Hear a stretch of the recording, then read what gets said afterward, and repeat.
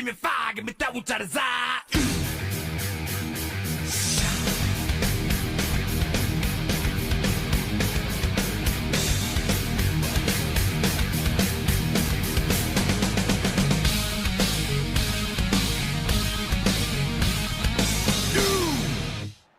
All right, welcome back to Wind Tunnel TV. Tonight, it's the Alive Church Xfinity Series, live from Daytona Motor Speedway. It's opening night of the new season, where new hopes and dreams come alive. I'm Dean Doucette, he's Jared Carr. Jared, Daytona, week one, nothing quite like it.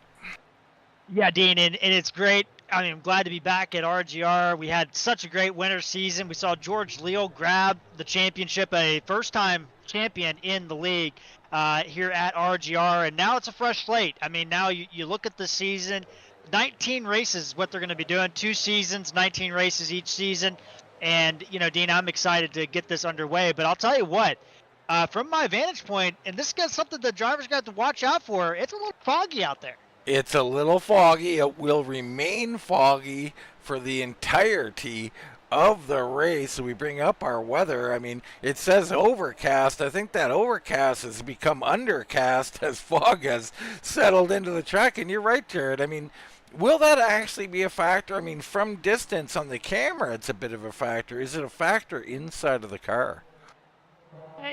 This is light, what they would consider light fog, right? So I've been in some races where 100% fog has been on it, and it is a real pain. This is not too bad. I would still be a little bit annoyed by it a little bit, but it really isn't that bad from the car vantage point. Let me ask you this, Jared. Interrupt. Like, what if a guy loses control, and one of the first things you'll see is smoke from the tires? Could that hinder your ability to see that smoke? Yeah, from a long distance. I mean, the guys that's happening right next to it, it probably won't. But guys like, you know, if you're separated in a different pack, for instance, right, that could be a problem where you don't see the smoke as well because the fog and the smoke kind of combine. But it's going to be interesting. I think these guys are more than capable of handling it, and I think we're in for a really good race here tonight. Yeah, absolutely. And tonight's race, of course, sponsored by Mr. Edward Kane, CPA. Ed offers a full range of services to meet the needs of individuals and businesses alike, from tax preparation for individuals and businesses to ongoing bookkeeping, strategic tax planning, and fractional CFO and Controller services. He provides expert guidance at every step. So go to Edward Kane, for all your needs. I mean, love it. Love him out here sponsoring this thing, Jared. Yeah, it's great to have those. And, you know, we couldn't do this without the support, right? I mean, we have to be able to have that support, and it's great to have those guys on board. It's really been a pleasure to work with all of our sponsors throughout the years, Dan. It really has. There's a look at the Edward Kane machine sitting on pit road. Got the Mustang in there. You know, and word has it out on the track, a little off topic there, Jared, that the truck, we might have a Dodge coming to the trucks. Yeah, well, not Dodge, Dean. Just the Ram brand. Technically a different company nowadays, but yes, a Dodge. Basically. Well, okay, there you go. A little correction. I like it. That's why I go to Mr. Carr. He is the expert here, so some good knowledge. There's Lance Ripka. Lance Ripka, a past champion.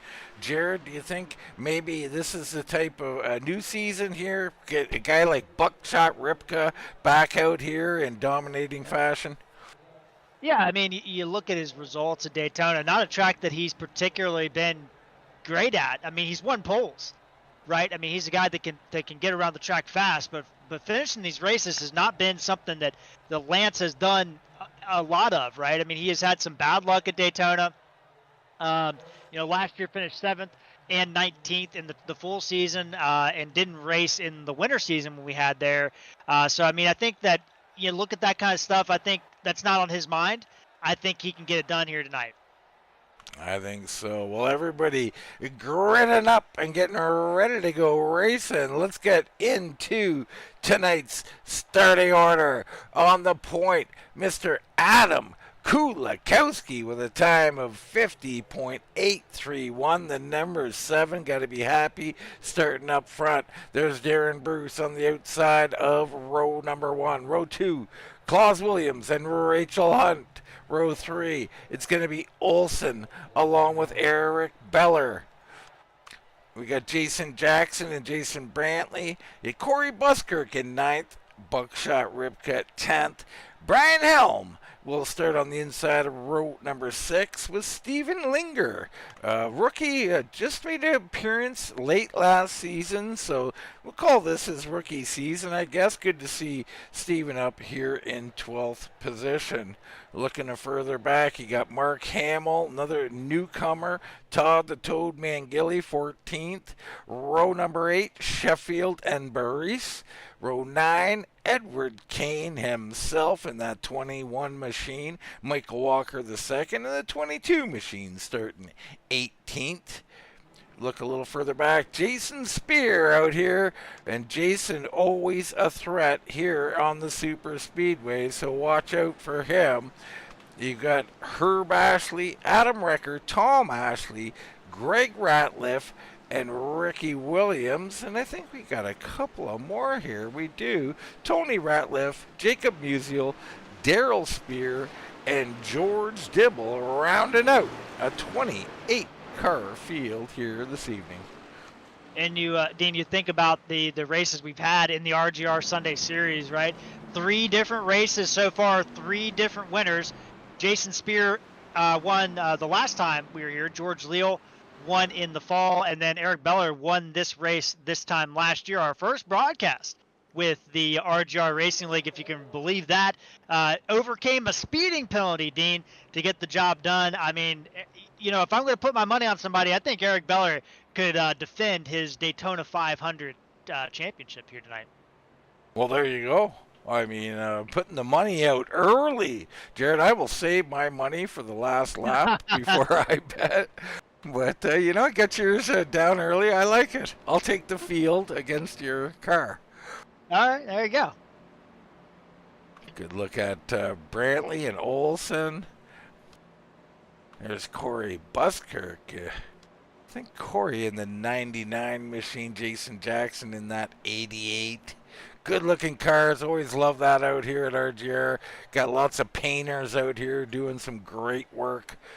Here we go. Pace car off the track. We're ready to go green flag racing here in the Daytona 225.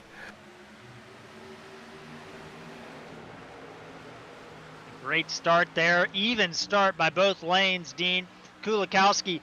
I mean, let's give a shout out real quick. Kulakowski on pole. First career pole in RGR. But, man, he is hanging on the bottom, and Bruce getting a little bit of push. The back half of this field, Dean, did not get going. That includes Lance Ripka, and that front group is actually starting to get kind of split out already on lap 1.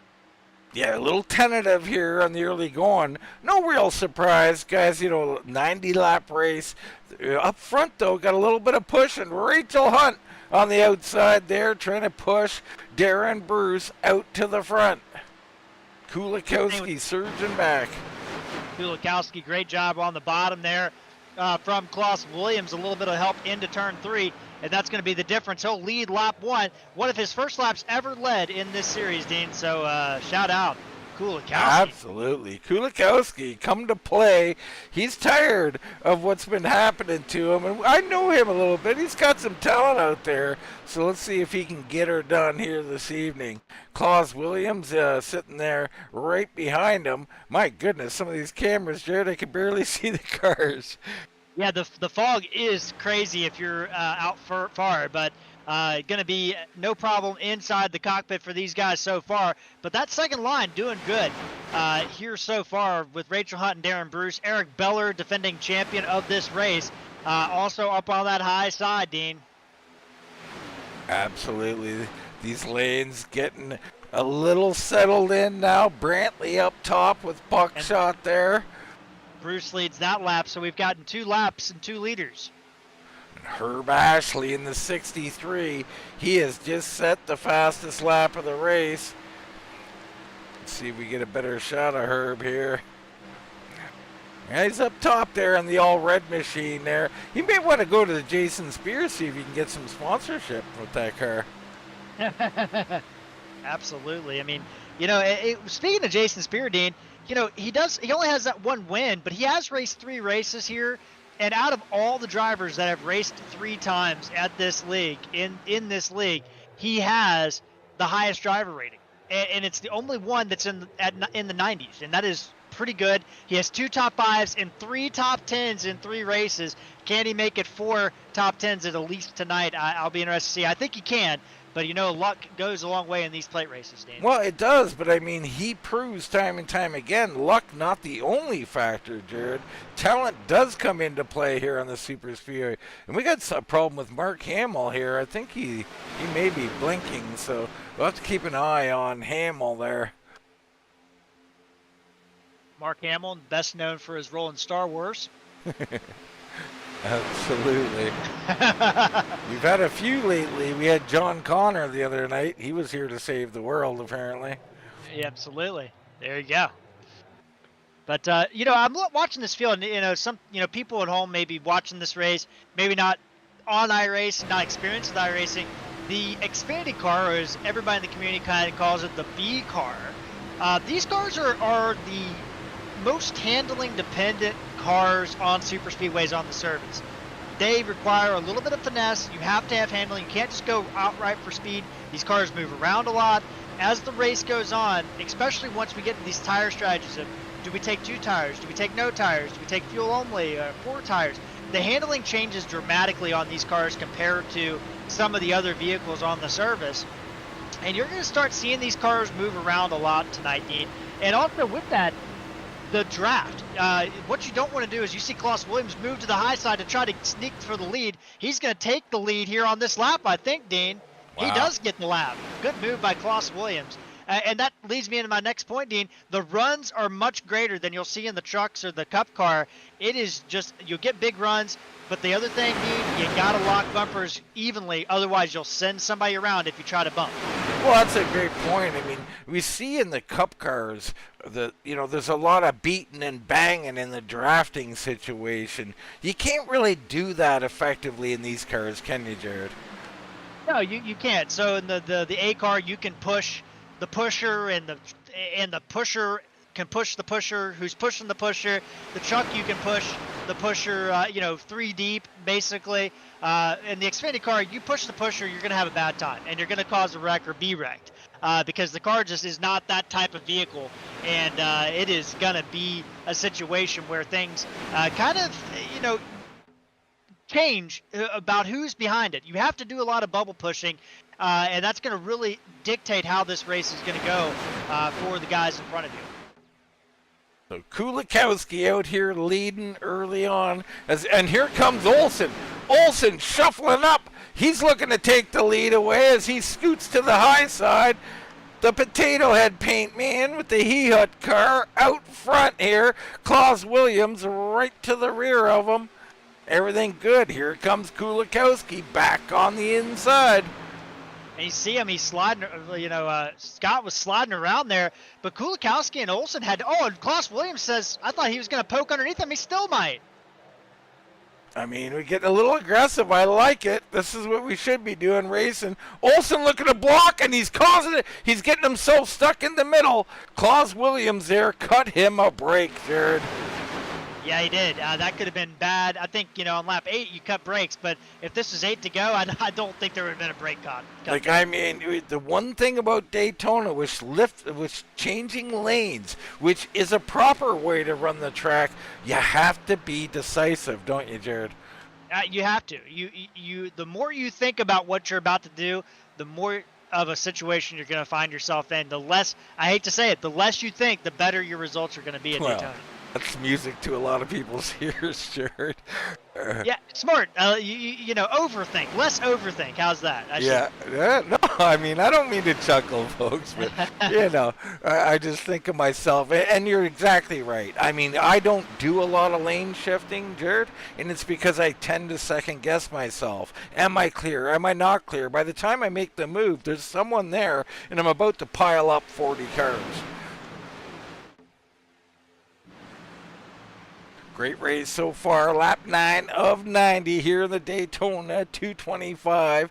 Brought to you by Edward Kane, CPA. Let's check in on Edward Kane and how he's doing right now. There he is, right behind the 66 of Nick Burris. So Kane taking it easy here. You can see a lot of guys. There's Walker, there's Spear back there. So whole bunch of guys back here just biding their time, Jared.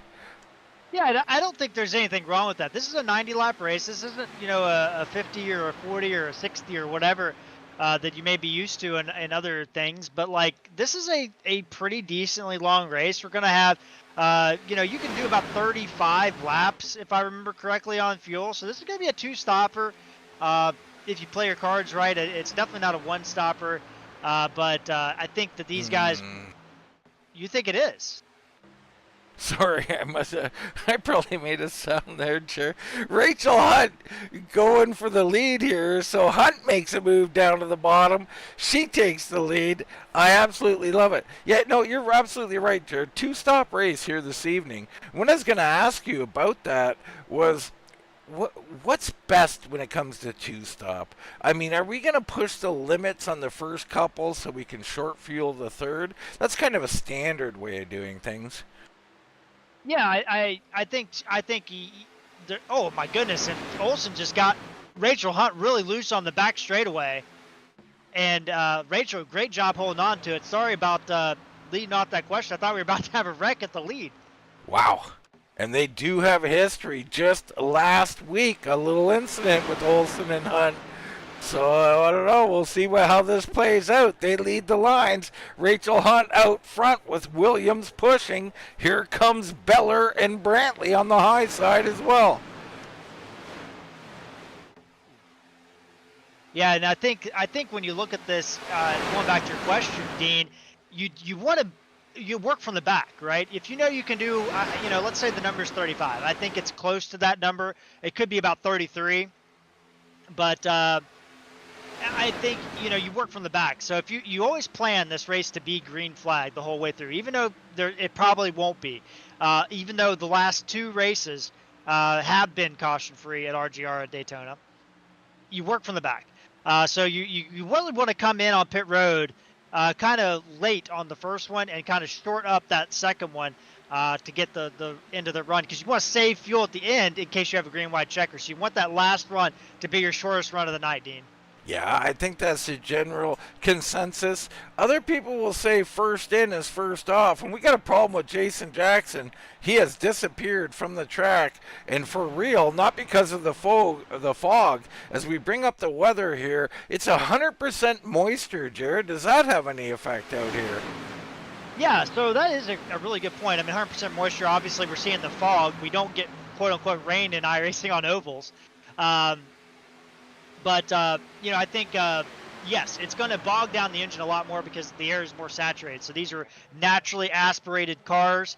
And the physics model, whether, we want to get the technicals of it, it is modeled to pick up on those kind of things. So you're not getting the full horsepower that you would in like a 0% dry humidity atmosphere. So what we're seeing early here, Jared, is we just watch all these cars come around, that there is not a lot of pushing going here right now. I think guys are already settling into strategy decisions, getting around teammates and such. I mean, is that what we're looking for here? We're waiting for pit road already? Yeah, I don't think you're waiting on it. I think you're just kind of thinking about it, right? You're like, okay, who am I around? But I don't like that. All right. I mean, if that's the case, if guys are trying to get with their teammates and things like that, I don't like that on lap 14. And I'll tell you why. You don't win the race on lap 14. You win the race at the end. And the way you figure out how to win the race is by being around people in the middle of these parts of these races, the early part of these races, the beginning part of these races, and figure out who you can work with. You have to be around people and figure out who you can work with, because your teammates might not be there at the end of the race, and you got to figure out who you can dance with at the end of the thing in order to have a chance in one of these races. Yeah, I tend to agree with you here, but, Patience is a good thing here early in these races as well. We did see Herb Ashley, a lone car. He is still up there, Jared. Nobody, and I mean nobody, will go race with him up there. Yeah, and sometimes that that could be. There's two parts to it. Let me start there. It could just be that they don't want to go up there because they're just kind of riding. Like this is kind of the riding stage of the race. And it also could be, they don't know him that well. Maybe, I don't know. Well, I think there is a lot of that, right? I mean, friendships, teammates, they're all forged over time and trust.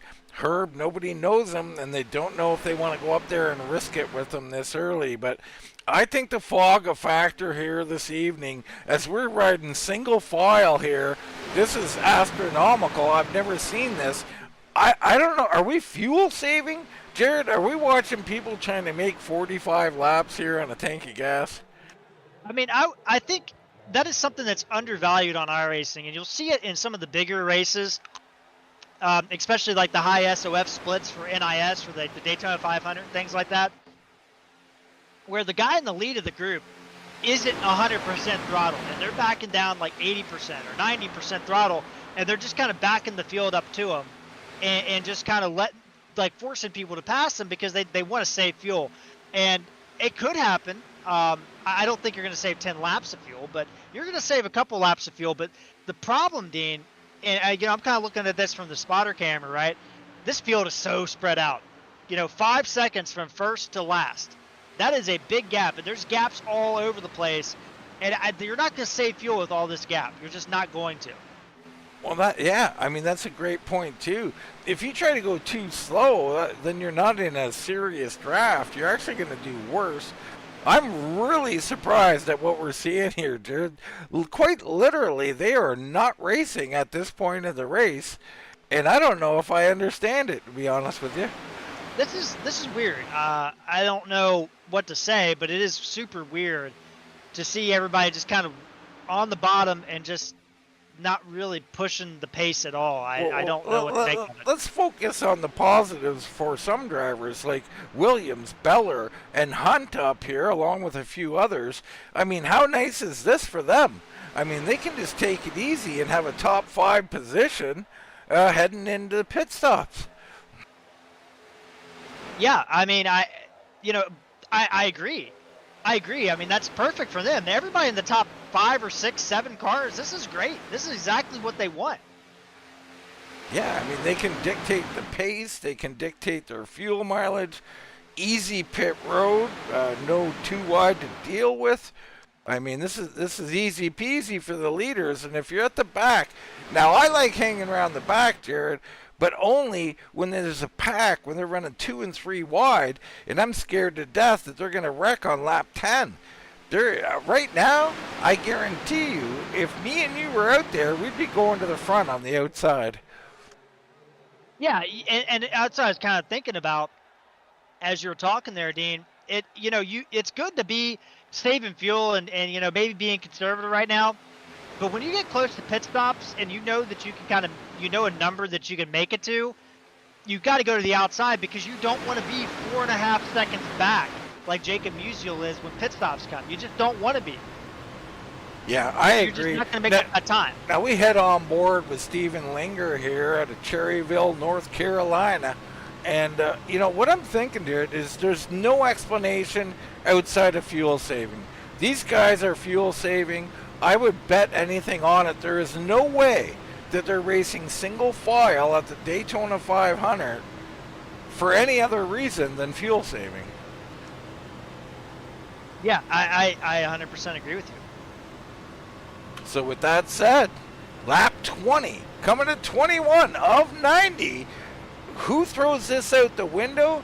Is the whole field on a strategy of trying to stretch this to 45 laps? Jared thinks the fuel mileage is different. Maybe your numbers are off, Jared. I don't know. We are at 100% fuel here. Right. Yep. I mean, maybe it's 40 laps and they only have to stretch at 5. That would be doable, wouldn't it?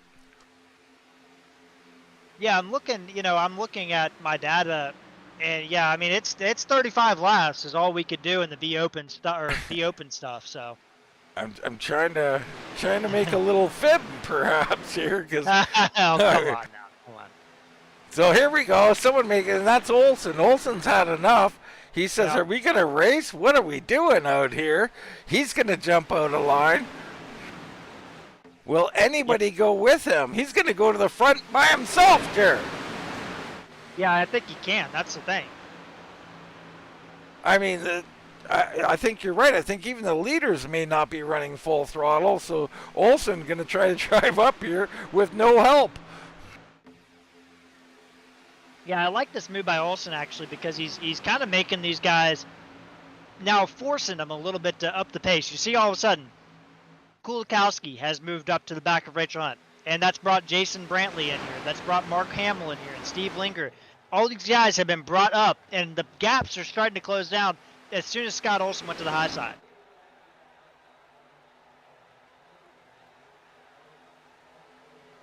As we continue to watch, lap 23 of 90 here. A little perplexed as to what is happening out here. Yeah, I mean, you look at the strategy, right? And let's say 35 laps is the number. All right, so if you build backwards, that means you have to be on pit road by lap 55, and that's if you hope there is no green-white checker. All right, if you hope there's a green-white, if you're playing for a green-white checker, you want to be on pit road on lap 60, by lap 60 to make your final pit stop. These guys could, in theory, pit as early as lap 25 and make that strategy work. Well, All that's right? what I would do, Jared. If I'm going to push the issue, if this is what people are doing, if this is how we're racing, I'm getting my 5 teammates together. I said, we're pitting now, and we're going to push the pace. We're going to form up, like the Transformers or something, and we are going. And the rest of you be damned. Either come with us or get left behind. Yeah, in my experience, if you get 5 is a little bit iffy, but 4 people together to get on pit road and come up pit road together, if you get them grouped up and you pit early, it is the winning strategy in a lot of races I've done in the V car at plate tracks. It is the winning strategy, but you have to be lined up. You have to get on and off pit road together. You can't be waiting around, and you have to work together as a group. Otherwise, you can kiss all that goodbye. So we got George Leal and Paul Travis in the chat.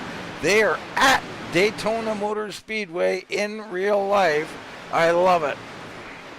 Yeah, they just saw Ryan Preece about leave the track in turn 3 and 4. Right at the almost 2 laps to go, but luckily I think he's okay. All right, little live update from the live Daytona 500. Here we have one car on the high side. It's Scott Olson. Let's get a shot of him here. I mean, he deserves a little bit of airtime here, up here racing. Scooter's He-Hut machine. Got wind tunnel TV on the back quarter panel. That's always a plus. Yeah, and we gotta have. We're not biased or anything, but we did make sure we put a little bit more under the hood for Scott Olson tonight. That's right, absolutely. And he's having no problem racing side by side with Hunt here, all alone. I mean, I don't know what else to say, Jared. Let's go racing, boys. Yeah, I wish some people would push the pace and force these guys and gals into using some fuel, and Olson's doing it. But Dean, watching Olson up here, the other thing I did want to point out, we didn't talk about with the drafting earlier, is this car is not as susceptible to side draft as you have in the truck and as you have in the A car. The A car is really bad with side draft, but the B car, it's not as bad unless you get right up on the door. You have to get right up on that right rear, and like Scott Olson's doing. Otherwise, and you see right there, he pulled Rachel Hunt back off the top 2 by getting right on that right rear, and he's trying to do that. He's kind of pulling himself ahead of Rachel by really just pulling her back. But then Rachel gets up on his door and is able to make the move because she's got the draft down the back straightaway. I mean, it's wild stuff. I mean, people are actually falling. We lost Greg Ratliff. Wow, what a shame. He is still alive, I believe, but his internet has dropped. So Greg Ratliff who has won championships, Dean. He has got head to the garage. Wow. Very odd. Greg, perhaps some things at home, hard to say. The racing continues. I mean, and I don't know, like Kulikowski in 5th has dropped a little off the pack. Brantley, much off of that. This is getting ridiculously spread out. I don't understand. Again, Jared, I mean, I have nothing else to say other than they're fuel saving. So, I mean, sit back and wait, I guess, until I don't know when. Yeah, Musial is 5.2 back at the line to the leaders. He is the last car. He's a little bit off the back. He is in danger of losing the draft. He may start losing the draft actually this lap. I mean, he is well off the back now coming off turn 4. So after that, it's 4.3 to Ricky Williams at the tail end of this field. And Olsen might go to the lead by himself. Beller moving up the track a little bit. So Olsen continuing to try to push the pace here. I love this from Olsen, but I can't believe not a single driver has gone with him. I am in shock.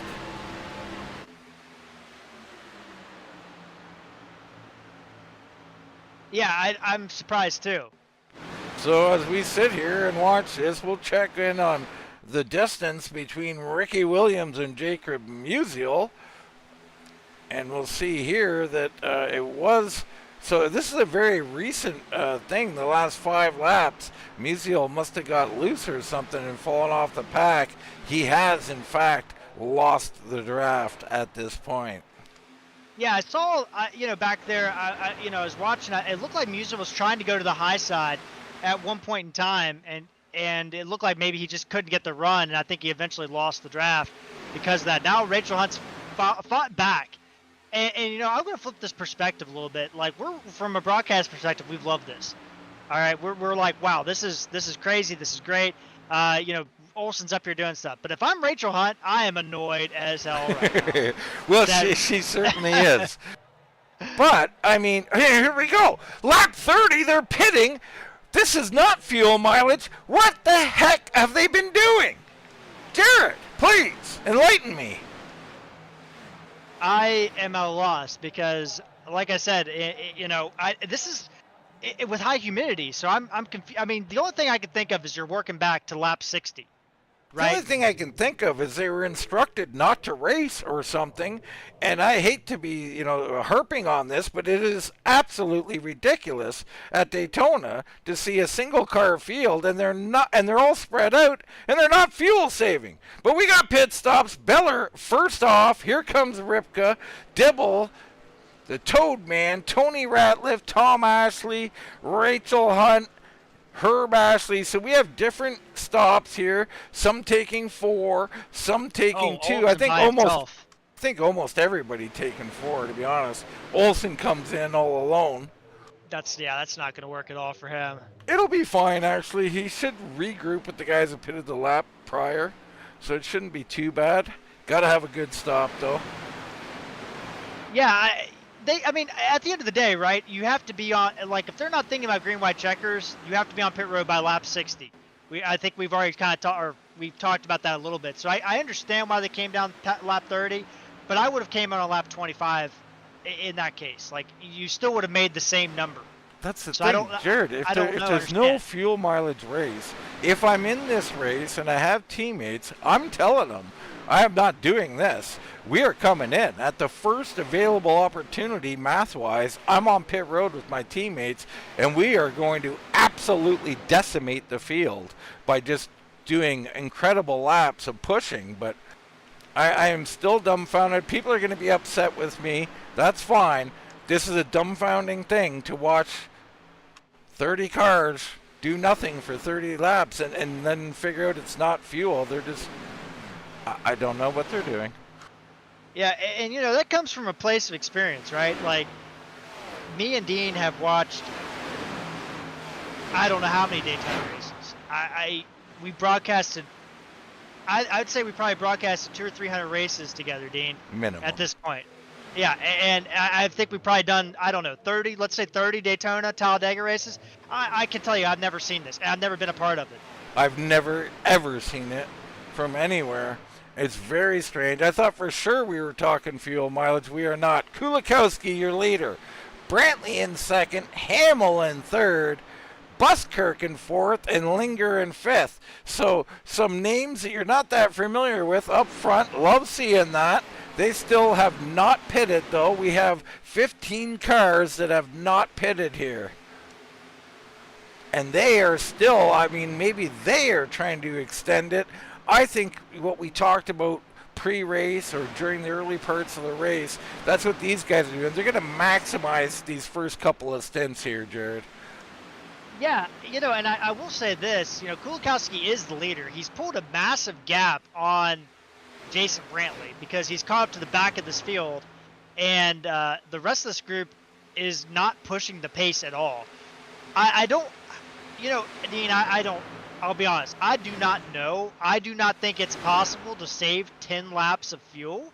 Well, it better be. I'll tell you what, because if you look back at Lance Ripka, Buckshop Ripka, Beller, okay, let me get a better view of these guys through this fog. You got these four cars, a Ripka, Beller, Dibble, and the Toadman. This is now their race. It's all contingent on how good a pusher Beller and everybody behind Ripka is. If they stay lined up and they get aggressive with their pushing, they will absolutely decimate this field. They will have a 5 to 10 second lead when the rest of the field comes into pit. It's unbelievable.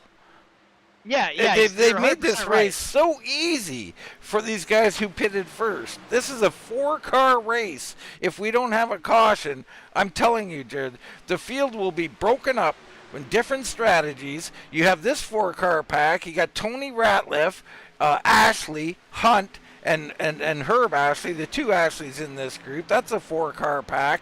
They got a couple other guys on different strategies there with them. Then you got Olson and Williams. They've had issues, apparently, on pit road. And you got the guys who are still on the track. So the guys on the track have to make it to past lap 45. If they do not, they will never catch Ripka, Beller, Dibble, and the Toadman. 100%. And I'm sitting here like, is my information wrong? I double-checked my telemetry from the Be Open on Monday night, and it was a little bit warmer. Obviously, the fog and the humidity will choke the engine out, so you're going to save some fuel that way too. But even then, the max probability I have was 37 laps. So I can't imagine that these guys, I mean, yeah, they're probably going to go past 37. I just don't think they're going to make it to 45. Yeah, I mean, saving 5 laps is doable, especially in this kind of race. We're talking a little bit more than that. We're talking 8 laps. I mean, I think that's what they're trying to do. I don't know. I mean, at least it would make sense. The guys who pitted earlier, so Ripka and those four drivers, at least they got in first, right? And that's what you need to do and set the pace. The rest of them, well, let's just play it out. I gotta try and back off this way of thinking. It's a little bit odd what's happening out here. We'll see. How many times have we been wrong? Let's go there. We're wrong quite often, so let's go with that, folks. Yeah, it's just, like I said earlier, Dean, for all the stuff that we have watched and been a part of in our careers on iRacing or racing just in general, right? I just have not seen a restrictor plate race be like this. That's all I can say. I don't know how it's going to turn out. I think it's going to be interesting to see, if we're wrong or right or what's going to happen. I mean, you come here thinking 3 wide. We haven't even seen 2 wide. We had 1 car. Scott Olson tried to do 2 wide. I mean, that's it. And in case anybody, Dean, I don't know, do you want me to spoil the Daytona 500 winner? Absolutely. William Byron, last lap wreck between Cindric and Denny Hamlin. Took out a bunch of cars. William Byron holds off Tyler Reddick and Jimmy Johnson. Does that make it 2 in a row for Byron? It does. Wow. Impressive. William Byron, congratulations to him. I'm sure he earned that one. 2 in a row. That's something. It absolutely is. And he was in the catbird seat, just barely missed the wreck, and he ends up getting the W. But anyway, back to RGR. Yes, sir. Kulikowski leading. Now, he's about 6th in this pack. Out front of this pack, you have Tony Ratliff. Tony Ratliff has already pitted. Okay, but they are 12 seconds back of Ripka, Beller, Dibble, and the Toadman. These 4 cars, not only did they come in first and beat everybody else off of pit road significantly, they have extended that gap by over 5 seconds and counting. I mean, they are ripping the time up as predicted. This race is affected. I mean, it's bad for me to say on a broadcast, but it's over. If we don't have a caution, we're looking at a 4-car battle for the win. And I mean, let's take it from that standpoint and say, how about George Dibble and the Toadman Todd Gilly? They're a part of this 4-car pack. They've got to be ecstatic. Yeah, and even on the flip side, we are getting close to that 45 lap mark. But the thing is, we are. Even then, this pace that they're running is 2 seconds slower than Ripka and that group. So even at that rate, I think that the one-stop strategy is still going to be slower. Yes, it will. It will. They still won't win. Kulikowski is running a 49.3. Okay, that's the best lap that was set out of that pack. The guys back here, Ripka, 47.22. That is over 2 seconds faster than Kulikowski and them. And now if they're going to go to lap 45, they got to come out and do it all over again. They got to run just as slow as they're running now. Yep. So they're done. They're cooked. Yeah, you look at the math, right? Let's look at the math.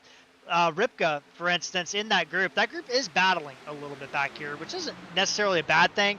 But it took him from getting on pit road to getting off pit road in that lap transparency, right? Okay, so it took him 2 minutes and 15 seconds to complete a pit stop, basically, to get on pit road, get the pit stop done, and get off pit road. All right, so 2.5 minutes, basically let's say 2 minutes and 15 seconds. All right, that is still going to be eaten up, even if they have to pit again. The one-stop strategy is going to be so slow at the back end that these guys, I don't know, man. I don't know. I'm excited to see how this is going to transpire. I am too. I'm a little shocked that nobody else. I mean, I race with some of these people myself, and I mean to see that they did not come on to pit road early and do exactly what Ripka, Beller, Dibble, and the Toadman have done. I don't understand it. Let's go back to the other pack. There you go. They're still single file. They're still milking that gas tank. I don't think they understand their night is effectively over. I mean, you can see the lap times are still, we're like a second and a half, between a second and a half. Oh, and here we go. Kulikowski in on lap 43. That's not enough laps. He's cooked because he led some laps, probably burned some more fuel. So he's effectively on a 2-stopper. That's night over for Adam Kulikowski. And I don't want to be that dramatic to say night over. Things can happen. Things can shake this thing up. Yeah. He's not done yet, but it's a disappointing choice to go, especially, Jared, if you can't make it. Yeah, you have to make it to at least halfway. If you pit before halfway, you're done, right? And I'll tell you the other thing that cooks these guys, too, is even if they do a one-stop strategy, if this race is a green-white checker, yeah, they're going to come down pit road and they're going to get fuel, but they're going to lose any track position they had in the first place. Here comes the second group. This group also didn't make it to halfway. They did not make it. They're also coming on pit road. Brantley, Linger, Hamill, Buskirk, and Jackson, all a lap short. I mean, they're coming to the start of lap 45. So, and the 29, or is that the 23 of Linger there, missing the cone? That'll be a penalty. That's unfortunate for him. And that'll kill that group because they needed that guy. They needed everybody to get on and off pit road good.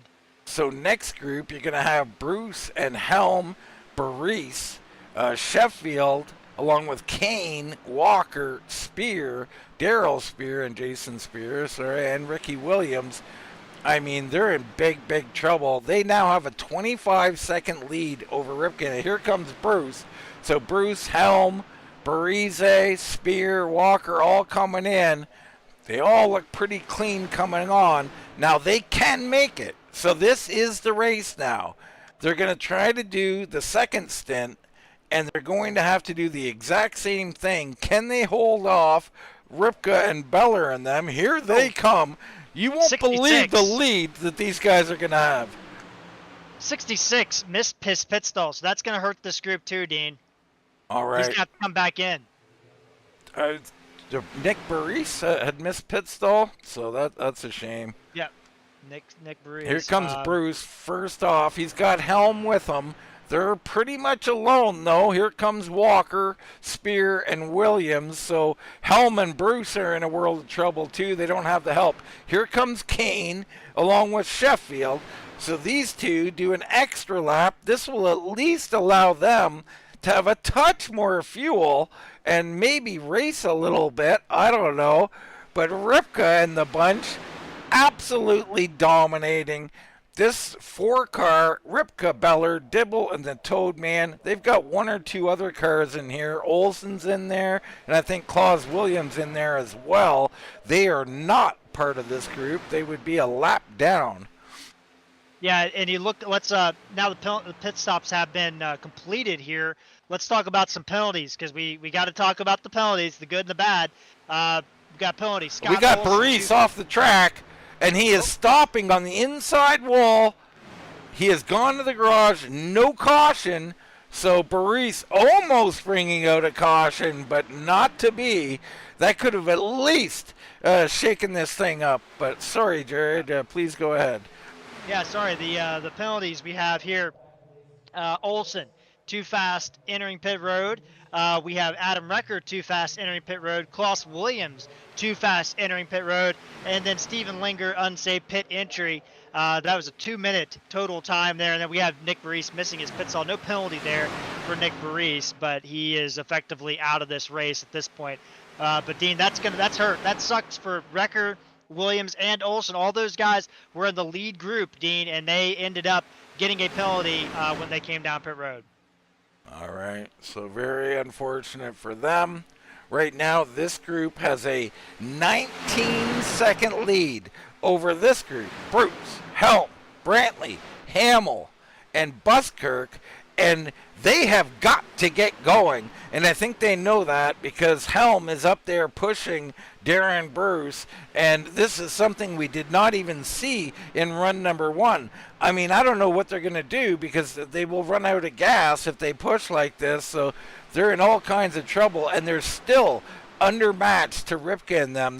Last lap, they were a second slower. Let's see their times here as we cross the line. And I'll tell you the other it's about a second, yeah, about 0.8. So, I mean, they're still hemorrhaging time. They're 20 seconds behind our lead group. This is unbelievable. These 4 drivers have only got to stay in line and do some relatively easy pushing, not wreck, and hit their next pit stop, and they can settle this amongst themselves. Yeah, they just have to make sure that they get on and off pit road cleanly and effectively and efficiently. Because if somebody messes up in this group, you do only need 4 guys. 4 guys can win it. But if you start losing somebody that you trust in that group, it can make this whole thing fall apart. So just something to keep in mind. Yeah. I think. I mean, Jared. I mean, if I'm on the radio, sorry, I'm interrupting again, but if I'm on the radio when it comes to that time, I'm telling them we don't care if we're 2 seconds slower or even 5 seconds slower than normal. Just don't speed, don't miss your stall, and let's get out of here. Yeah, absolutely. And, the other thing, too, that you have to calculate is Darren Bruce is leading the second pack. And we talked about earlier, yes, you can run 80 or 90% throttle, but you're still not going to save as much as the second guy in line. Even if you're running 90% throttle, 80% throttle, you're still burning more fuel than the guy behind you because he's got a draft. He's got less drag on that car. So, Darren Bruce is going to be a disadvantage here leading that second group. And I'm just so happy we got Tom Ashley and he stopped on the track. He goes in and does not bring a caution out either. He was in the outside wall. Actually, let's go to a replay and see what happened. The guy's perhaps looking for cautions there. Oh, and just violent action there as he got on the apron, and the 63 catches some bad luck there and gets into him. That does not bring out a caution because the cars are so spread out. There's no traffic in the area. Yeah, this is and to be fair, Daytona has had some issues with bringing out cautions this week, so I'm not too surprised. All right, so the lead continues to extend. Now 23.7 seconds. I mean, they are still running 1.3 at minimum, 1.3 seconds faster than the group chasing with Bruce, Helm, Brantley, and Hamill and Buskirk. I think Sheffield and Kane have joined in. There's a bunch of people in this group, actually. Yeah, it is. It's several people in here, actually, Dean. Yeah. So let's talk about the realities of, and I'm not, George Dibble and the Toad Man, Todd Gilly. I mean, I don't know if they're winless. I think they may be. This is one of the biggest opportunities they're going to have in their careers here at RGR. How nervous are they, not only about just general racing right now in general, but the next pit stop, Jared? Are nerves going to affect these guys?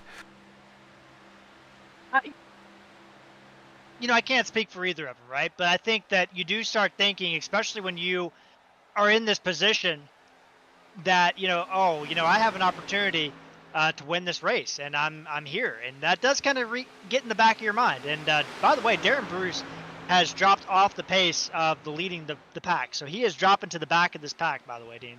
Yeah, I mean, he has to. He's made his bed. He understands it. He cannot run out front and burn off his gas tank, so he might as well tuck in wherever he can and start saving. And I mean, really, there's no caution, I'm telling you. Just baffled by the whole situation. Buckshot Ripka, your race leader, out here loving it.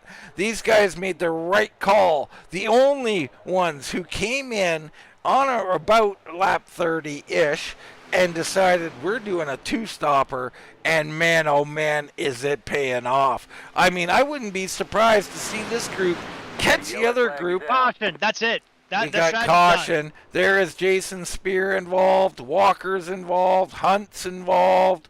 So caution comes out, and we get rid of this set of racing. And guess what, Jared? Guess how many laps there are left? Or no, it's okay. I was bad math again. I was going to say 45. I was going to lose my mind. Yeah, and look at the replay, Dean. It just Darren Bruce trying to check up to get out of toward the back, and Rachel Hunt just ran up on him, and it created a chain reaction, and Jason Spear just kind of ran into Rachel Hunt. It's just bad chain reaction there. Unfortunate. I don't really know who's to blame there. It's just bad luck. Yeah, they finally started to try to move a little bit, and I guess that's what happens.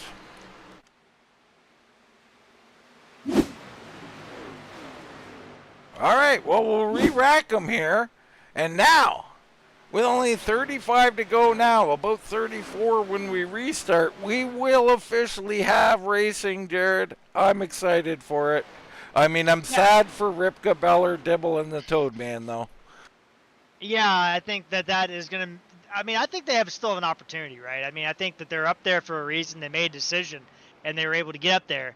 But, man, it's going to be tight from now on. Like, you're not going to have that opportunity anymore to gamble. Because you can – I mean, we've already seen you can make it from here. So I don't think there's going to be any green flag stops from here on out. Well, I know there won't be because you can make at least 35 laps. So that's out of the question. The green-white checkers, if we have any of that situation, that could definitely, play into it. But right now, I think Lance Ripka and Beller, I mean, these guys, Beller's won this race before, Dean. I like my pick so far. Yeah, I mean, I did not like your pick versus the field I had. I liked yours better. But here we go. Things have switched. Things have changed. I mean, everybody's eyes are lighting up with excitement that they have gotten themselves out of this conundrum, that this strategy they were playing, it wasn't working, it wasn't going to work, and now we go back to racing, and we're going to see 2 wide. We'll see 3 wide. It's about to get fun here. Oh, and good pit stop there by Brian Helm. He's going to beat Beller off pit road, and almost some contact there coming off pit road. But good job by Brian Helm. Dibble will, I think, come out second place here. But we have some people, Dean, if I'm not mistaken, that stayed out. And it's Edward Kane, Sheffield, Hamill, Brantley. They have all stayed out, Dean. And I don't know if I like that call. Because I don't know either. I think they have to come in this time by, and maybe they thought, I just want a little extra gas. I don't know. I don't think they can. I think that you can it's only a 2 lap caution or 3 lap caution. So you have to come in if you're on the lead lap the first time it's open. I don't think they can come back in because, I mean, I know they can make it, but not the speed that is going to be required. They can't make it. Oh yeah, you're right. You're absolutely right. They can make it in a saving fashion. Right. Okay, but that's my mistake. Yes. Yeah, but not at a speed that's going to require them to stay in the pack. I can't imagine. I mean, they're going to save a little bit under caution. That's going to help them, but like, they're kind of in a bad spot here, in my opinion.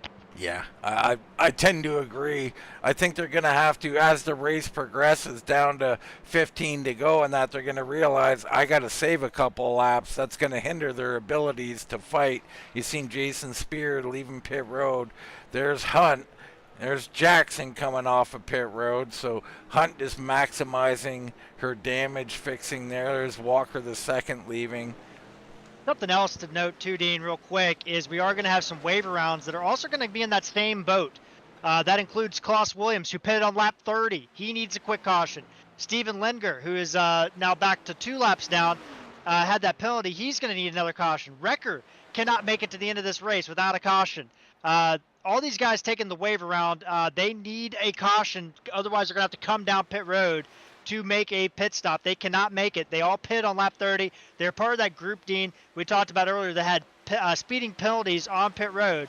So they are kind of up against it. They have to take that waiver round, but at the same time, they have to hope for a caution. Yeah, you never want to be hoping for the cautions, but I got a feeling now, here's the other side note on the way they've raced so far, Jared. Nobody as outside of that top 4 guys are not top 4 right now, but those 4 guys that were in that group, nobody else even has any pushing experience here tonight. So we're about to go 2 and 3 wide, and nobody has really practiced it, I mean, over the last half hour or so. So it's going to get interesting. Yeah, it's something we talked about earlier, Dean. You know, that's what I use that first little bit of the race for, is to see who I can work with if I'm not around my teammates at the end of the race when it comes time to go to the pay window. And I now think that you really have to put your money into the guys that were having to work a little bit, and that was guys like Ripka and Beller, Dibble, Todd Gilly. I mean, all these guys, I think that's a good group that, you know, you have a net on, Dean. We'll see who wins. Well, we will. We know your pick.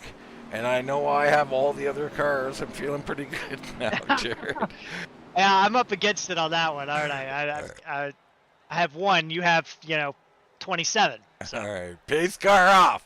Brantley leads them down. Hamill on the high side. Sheffield and Kane, our sponsor, Edward Kane, CPA, slips down to the bottom. 3rd on the bottom line. Hung out to dry. That is Mark Hamill there on the high side in the ghost car. And boy, that second group, Dean, Corey Buskirk did not get going. That's going to separate this pack already. That is some wild stuff. So we see a little further back, if you can barely, I got to get back to my other camera that can at least show them. You see the Toad Man up on the high side. He had Kulikowski, but Kulikowski abandoned him. That wasn't very nice. So the Toad Man up there, and there Kulikowski goes up, and the Toad Man goes, no, let's just get back down here. I think they're going to be okay. I think they're going to be able to sort it out. We got somebody coming to pit road, Dean. Must have got a penalty. I don't Ricky see Williams. who that is. Ricky Williams. So Williams comes on to pit road here on lap 60. That's unscheduled or a penalty. Out front, Jason Brantley riding the East Coast web printers machine. Right behind him, Brandon Sheffield and Kane. On the high side, it's Hamill starting to make a move because Eric Beller, the pick of Jared Carr, getting up there to push. Here comes Helm to help them. Yeah, I'm feeling good about my pick, but, there is also 27 other people. But Beller is the only winner at Daytona still left in this race besides Jason Spear. So you can't count out Jason Spear. He is still alive. He does have a little damage. But Brian Helm up there pushing Hamill to the lead with Beller. Now we're starting to get racy. This is the first time these guys have raced since lap, 8? Absolutely. The whole race, really. So here we go. We are racing at Daytona. 30 laps remaining. Who's going to win the season opening race? And I'm not trying to be sarcastic here. I mean, I'm being dead serious. I think it's around lap 10. Lap 8, 9, 10, somewhere in that range. It's the last time these guys were side by side like this. So we're going to learn a lot really quickly. And what I'm looking at this pack. It has separated itself from that second group, which does include race winner Jason Spear the last time we were here, dropping off the back after that damage. Yeah, they're in deep trouble here. I mean, they're running side by side. I think they're still in touch. There's kind of a bridge car up there. I don't know who that was. Is that Daryl Spear? It is. Daryl Spear kind of bridging the gap for those guys. So, but up front, the racing continues. Highline still trying to build that proper momentum. Sheffield doing a nice job down on the bottom, pushing Jason Brantley, keeping him out front.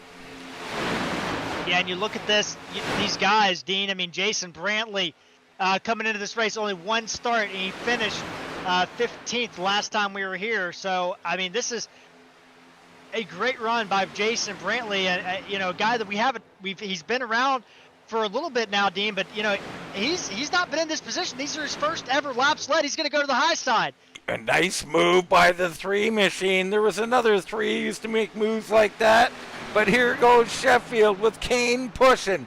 He will take the lead, the outside lane, just not having it quite yet. Beller shuffled out, Helm in the middle, 3 wide. And here goes someone with him. That is Bruce, I believe. Bruce, yeah. Darren Bruce, Kulikowski, everybody cycling out, our defending Daytona winner in the February race. And here comes Helm underneath Brantley.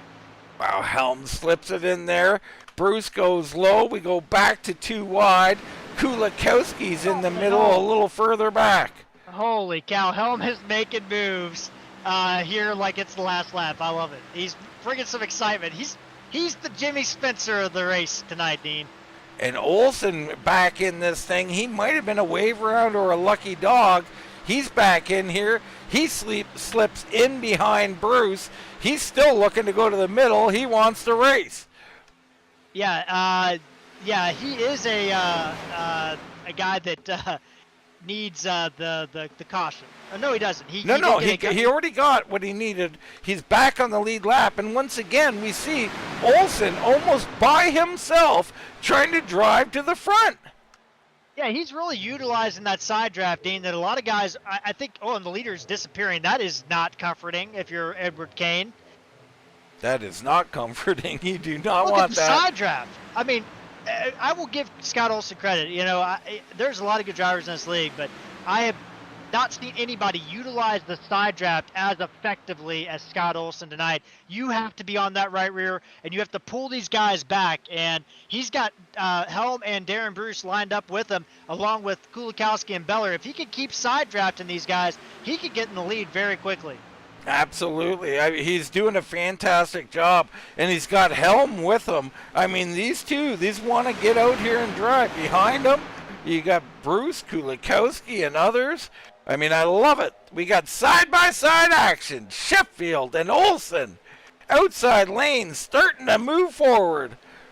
And that's the key. A lot of people don't want to do that. They don't want to get right up next to the guy underneath them. But in the B car, the side draft effect is so minimal compared to the truck or the Xfinity car or the Cup car. You have to get right on that door. You have to. If you don't get on that door, you're not going to utilize a side draft. You have to have somebody behind you helping you. Scott Olson's got both. He's going to be in front of Sheffield coming off turn 2. Impressive stuff right here. Outside lane. Now a lapper up there in front of them. So that's Ricky interesting. Ricky Oh, Williams there. Yeah, good job. And So I they think this is all gonna used be that clean. draft to try to get out front. Olson leading. Sheffield on the inside with Kane pushing. And you see there, Dean, there's a little bit of a side draft that Ricky Williams had when they went 3 wide that separated Helm and Olson, and it kind of killed that run. So Olson had to back up again to Helm here and try to get another run in turn 1 and 2. Sheffield blinking again, so trouble for Brandon Sheffield. And there's wrecking at the back. They looks like they got it under control, but several cars in trouble. In the wall, he gets turned into somebody there on the bottom. Olsen going around. Several cars involved. I think that's Ripka that I don't know what happened. I think Helm, well, I don't know. I think Helm got into the back of him, but I think Olsen We missed it, Jared. There was a wreck at the back of the pack with Buskirk and others. Wow. And now a secondary event. Oh! You know, in my opinion, I think Olsen got spooked because Sheffield got disappeared. I think that's kind of what played that thing up. But I don't know what's going on back here in the middle of this field. Let's have a look here in the replay, Jared. There's Holy cow. Olsen and Helm. I don't see contact yet. A little off center. There's a little contact, perhaps. And the 46 on the right side of the car. A blink from Sheffield up front. And a phantom movement by the 61 gets him loose and puts him in the wall. That could be internet connection issues. It's on from there. Oh, down into Ripka.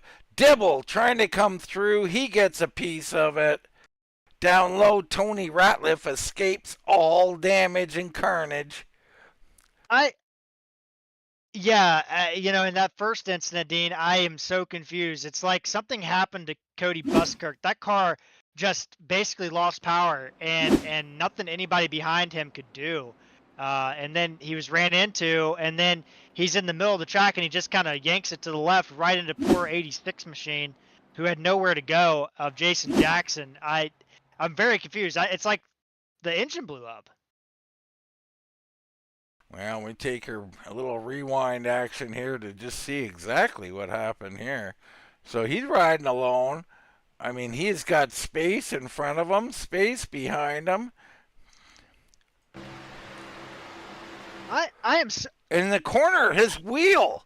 Yeah. We got to get a look at what something happened to this car. I'm going to go on the right front here if I can find it.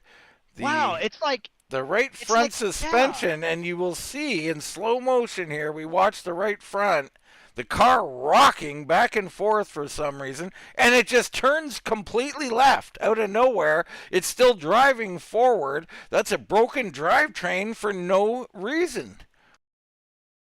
yeah, that looks like I don't, you know, I was saying he turned down into Jackson. I don't think he had any steering. I mean, that's He had wild. no, that car broke. We've seen this recently as our last race, actually. Newcomer, you have to forgive me for not knowing his name, led a lot of the race in the middle of the corner. Jared, he just hit a phantom wall. I mean, a complete wreck on nothing. I've never seen this. This is wild. I don't know. That is unfortunate for everybody involved there. I don't think, there is just, wow. I don't know what to say, but I what a got to race. tell you, Jared, maybe you can check the horoscope, check the moon full moon. situation. I don't know Yeah. what's going on out here, but it's been a strange evening here in the Daytona 225 here in the Alive Church Xfinity Series. Live fully alive. yeah, I mean, we're you know, Dean, from what I can understand here by, you know, getting consulting my my astrologist, we had a full moon on the 12th of February, so we're somewhere between the full and the third quarter, right? I mean, I'm not sure there's anything associated with the quarters, but maybe. Who knows? Yeah. Something strange is going on here tonight. Look, I'm not a certified astrologer. I can't read horoscopes. I'm doing the best I can with Google, Dean. Okay. Well, I do have a magic 8 ball, and it's got a lot of things to say, but I'm not going to say those on the air. Coming up, Crazy. Millhouse. I mean, Jared, quite literally, this might be the craziest Daytona race we've ever covered. Yeah, this has been one of the craziest races I think we've covered, Dean. I'm not gonna lie. Absolutely. I don't think the insanity is quite over yet. So 21 to go. Right now, we only have 11 cars up here. Ricky Williams coming around. That'll make it 12.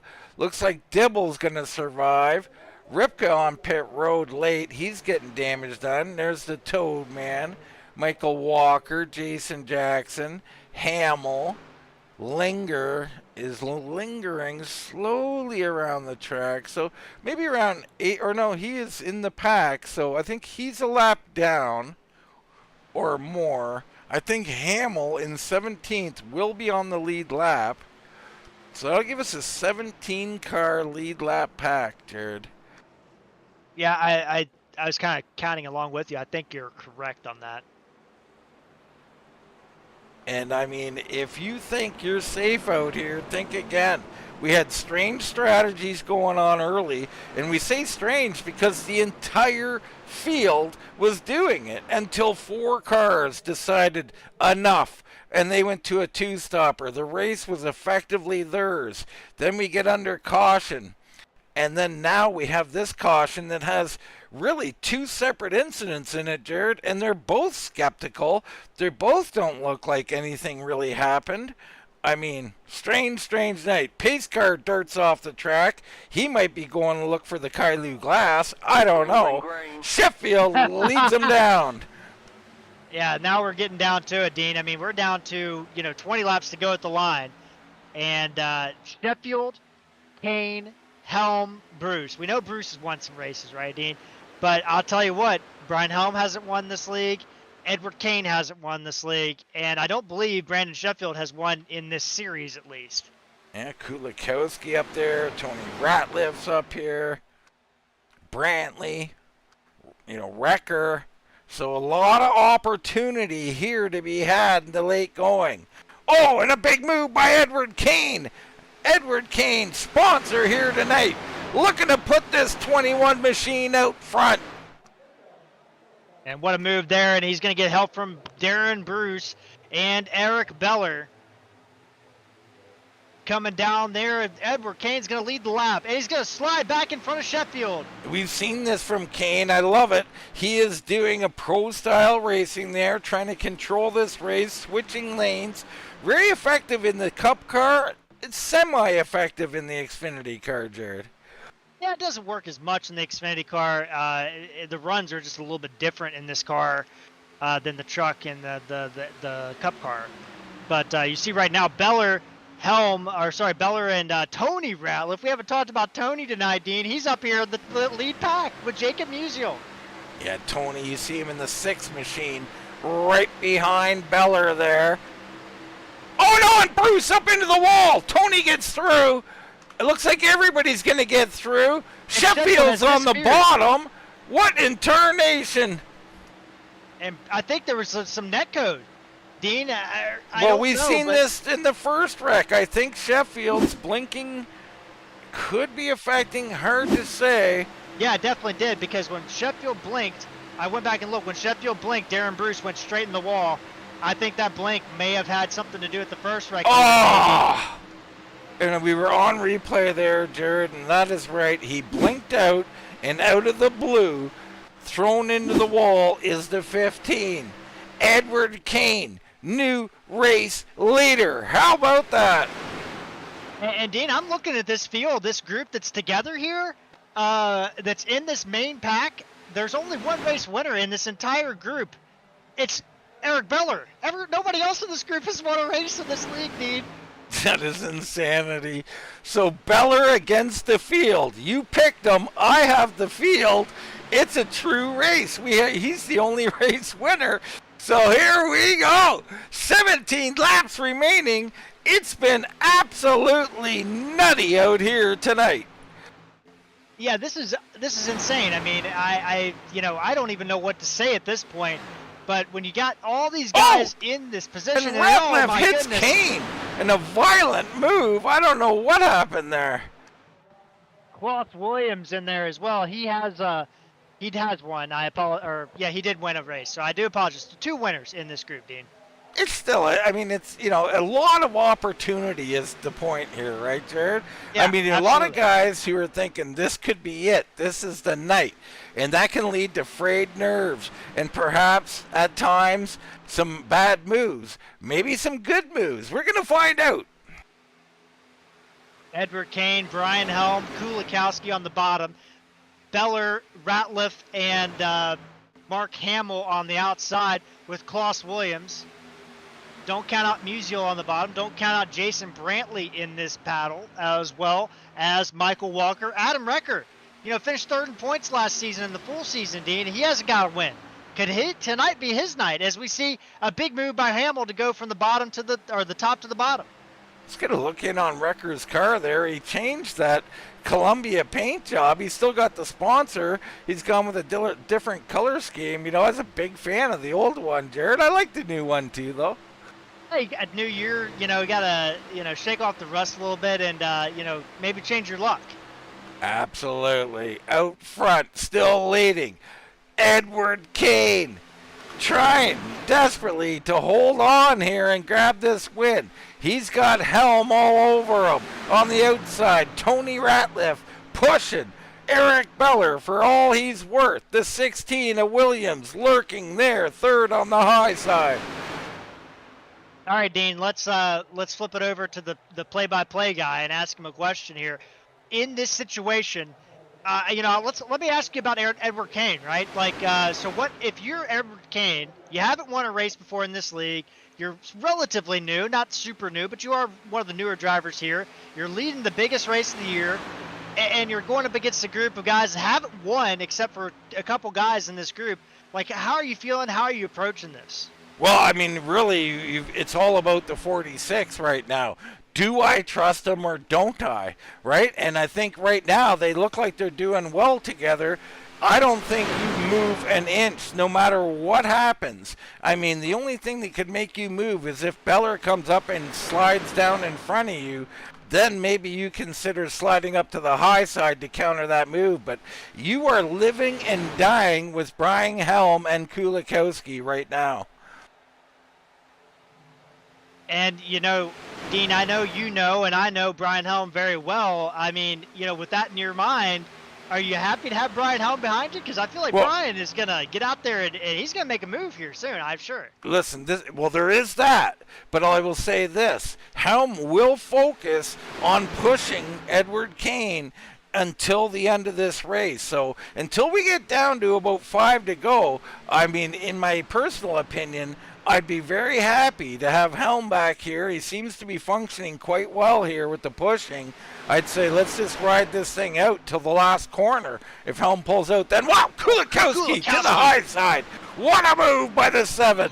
Oh my goodness, our pole winner, dude, said I want to start first and I'm going to finish first tonight. What a move. And real quick, before we get too much into this race, Corey Buskirk informed us on YouTube, wheel disconnected in the middle of the corner. Power, basically I guess a power surge happened. He said high winds and it just turned off. So that's exactly what happened there.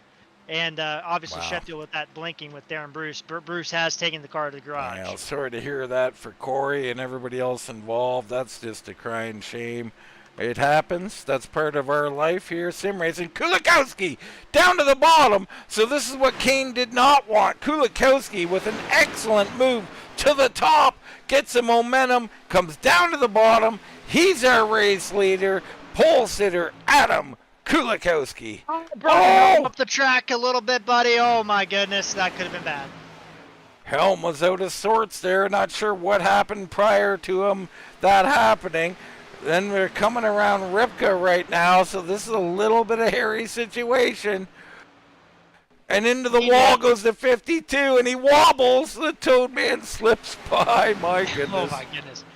You know, I really want to give a shout-out, Dean, real quick, before this race gets down to it, to Adam Kulikowski. I mean, this is a guy, Dean, that has been in this league, done 46 starts. He's got his second career pole. He's only led 13 laps in his entire RGR career, Dean, with the best finish of just 7th place. He's only had 10 top 10s, never finished in the top 5 one time, and he is driving like a madman here tonight.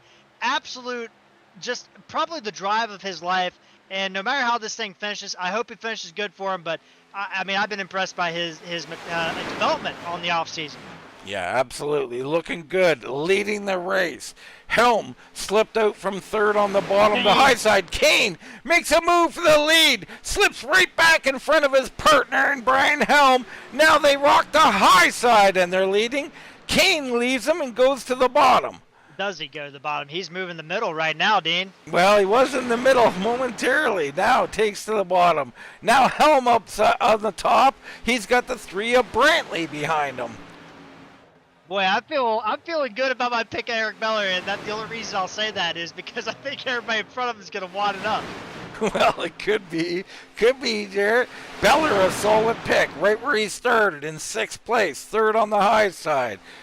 Right behind him, Tony Ratliff. You got Wrecker, Williams, Walker the 2nd, the Toad Man, George Dibble, Ricky Williams, all in the lead pack, all hoping for miracles. Here, big run down the bottom by some of these guys, not going to be able to do anything with it. Brian Helm trying to side draft here on Hamill and Kulikowski. Pull these guys off of Kane just a little bit, but he's got to pinch down just a little bit more. I know it's hard, but you got to pinch as much as you possibly can here. Now you look back at the Toad Man here, Jared, and I think I see his arm up in the air. And I don't know if you would know or anybody else would know what that signifies in certain parts of society, especially back in the 80s and 90s. That would be, he's praying for a miracle at a Grateful Dead concert there, Jared. So it could be possible with the Toad Man, a band member. While that was going on with some seances, Kulikowski made a big move to the lead, and I had to tell you what, he has been putting on a show here tonight as he goes back in front of Edward Kane. Well, these two have shown us something. Kane makes another move. So Kane to the high side. Kane and Kulikowski are racing the way you're supposed to race. They're shifting lanes, nothing too egregious, but some solid moves, and they're getting their position back to the front for Kane. Kane slicing right down. And, Dean, I have to tell you, you were getting down to this point that, somebody like Eric Beller and Tony Ratliff, with this swapping around, they can make the third line work fairly easily. Somebody's going to have to make the third line work, and Ratliff got the wall in the back straightaway. That's not going to help the situation. Yeah, you can't wait too long, Jared. You got to get that thing. Takes a while to get going. It is right around this time. 5 to go is getting down to be almost too late, so they got to get that third lane going if they want to make something happen. Otherwise, you're going to stay in line and hope for the best, and that probably won't get you any victories here. But Edward Kane leading. Helm on the high side. You got Kulikowski and Brantley pushing. It's Hamill and Beller in row 3, and Musial and Ratliff in row 4. Brantley got really loose in turn 1, Dean, and we talked about it earlier that these guys, the handling of these cars come into fact as this race goes on, and I think we're starting to see the handling start trying to kind of rear its head now. Yeah, I think you're right about that. No tire stops and that kind of thing. These cars and this track with all the moisture and just the way you talked about how they handle in general, I think that's definitely playing a role right now. 6 to go. Coming down to 5 to go. Edward Kane leading here. Sponsors the race. Edward Kane, CPA, out front. Yeah, Beller's going to have to make a move either through the middle, because Brantley is opening that middle up. I would go through the middle But he's gonna have to start making a move, and I know he probably wants to be conservative. Maybe he's thinking points or something like that. But I'm surprised nobody's going to the third lane. Well, I'm surprised the outside lane not moving unless Kulikowski or Kane are in it. And Kulikowski blinking out. Oh my goodness, we got more connection problems. This could be interesting. And he makes the move. And watch, he'll make it move. He'll make it work. He'll go straight to the front. Well, the problem is, Dean, when we were looking at it, Brantley was not pushing Helm. That was causing the line to stall. Brantley had to be on the back bumper, like Helm is now. Oh, and Helm down to the bottom, underneath of Kulikowski. What a move, Jared! Holy cow! How did he make that work? There was enough room there. Brian Helm, aggressive move, puts him out front. He's your new race leader. That's a checkers or wreckers move, Dean. That was definitely going to end in heartbreak. It just didn't do it.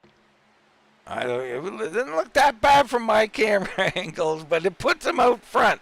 And now Kulikowski on the high side. Kane slips up in front of him. That was aggressive too, right on the nose of Kulikowski. Now they look to try and take the lead. Kulikowski, but Kane's too far out. Kane is too far out. Kulikowski had a run, could have just dropped Edward Kane. He didn't.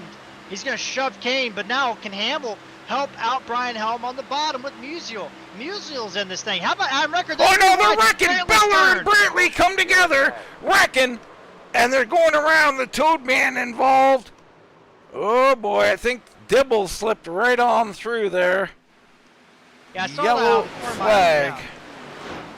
Saw that out of the corner of my eye. Brantley was running up in the wall and just kind of kept drifting up to the wall. Beller went underneath of him. I don't know what Beller could have done differently there, but several guys taken out of that have pretty heavy damage to Todd Gilly. So you see here in slow motion, Brantley just fading a little bit up the track. Beller sees the opening with the momentum. He gets underneath a little bit, a little undecisive by both maybe. Well, there Beller makes a decisive move to the middle. Brantley, maybe not knowing he's there, just starts fading down.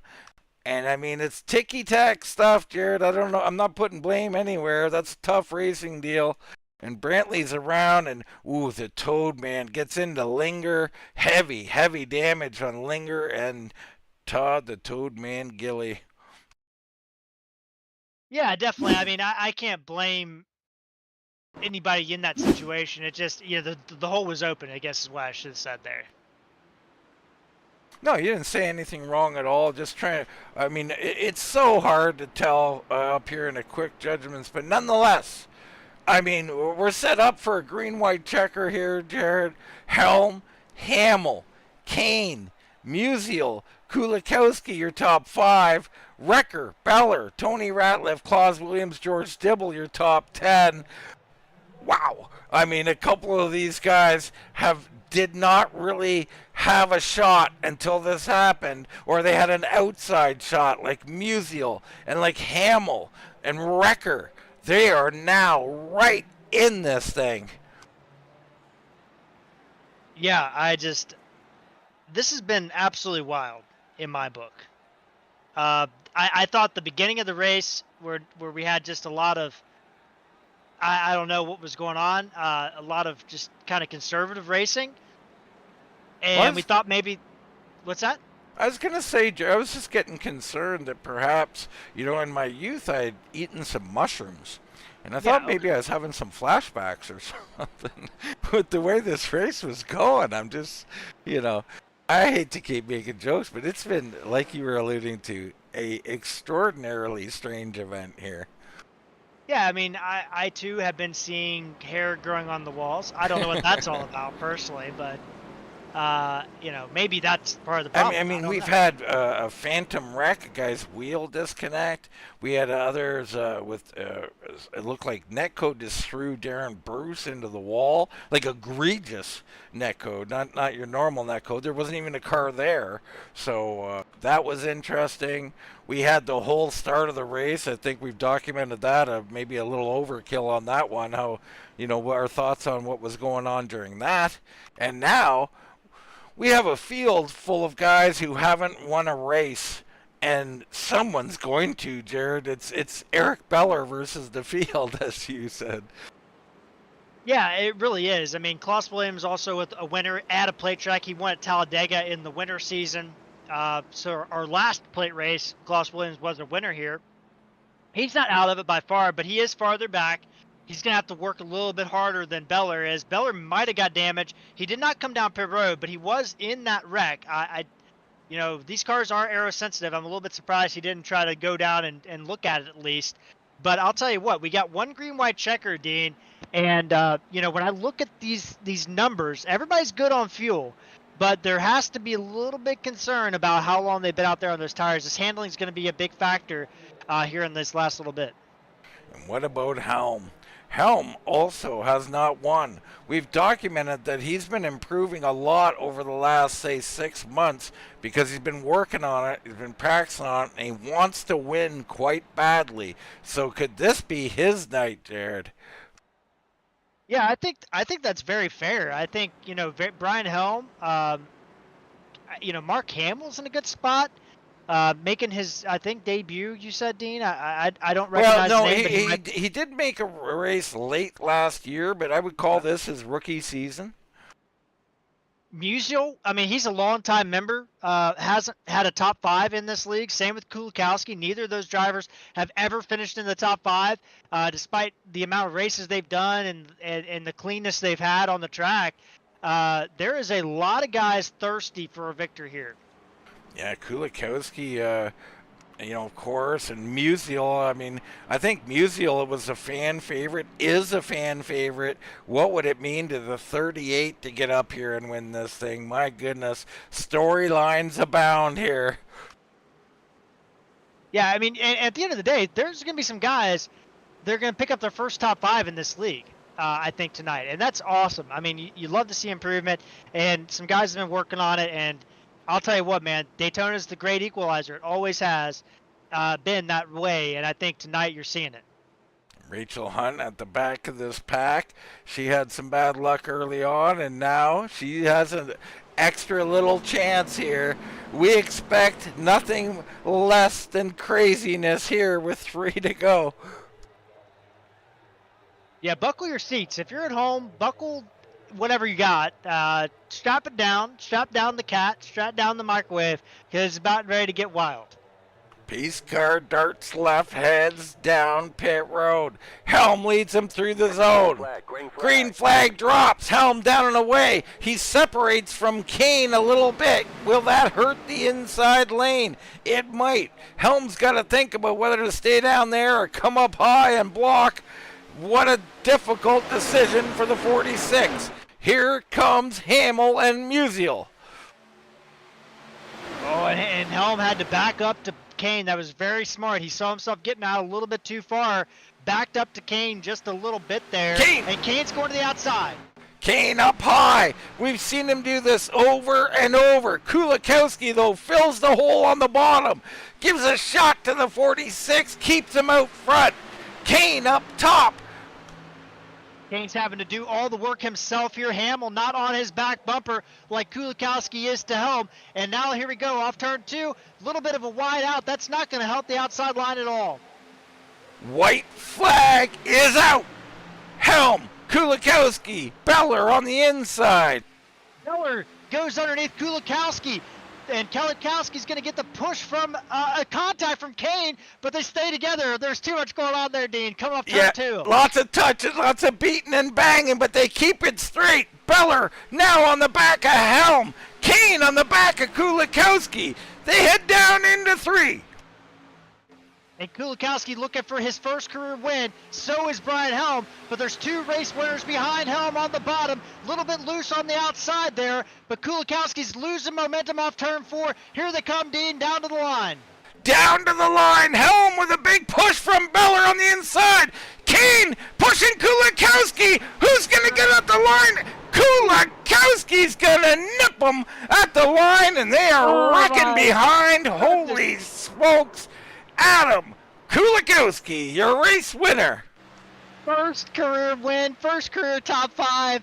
He did it, Dean. I mean, this is a guy that's made his 47th start here tonight. and he got it done. Unbelievable. Right at the line by inches. That is a .02 margin of victory, Dean. And he earned it, Jared. This is what I always tell people about their first win. Oh, and he gets a tap from Beller, maybe a little more than a tap there. That's congratulatory, I believe. But I love it because him and Kane in particular, they were the guys that continued to make those moves, Jared, and they were making them work. I'm really happy for Kulikowski. I mean, he earned this victory instead of had it given to him. Yeah, I mean, he had to work. I mean, and that's kind of goes back to what you talked about earlier, Dean.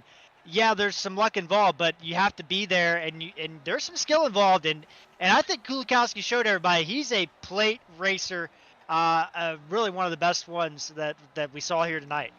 Absolutely. I think him and Kane both proved their worth. Of course, there were as others. Helm, unfortunate for Helm, he slips into second. He's going to be heartbroken. Another great finish, though. Hamill fell back to sixth, but Kulikowski, man, that's so cool for him. And you always remember the first one, Dean. You always remember the first one. He's taking a Polish victory lap here, Jared, and he's going to enjoy this one. All right, let's take a short commercial break. We'll talk to Kulikowski and our other top three finishers.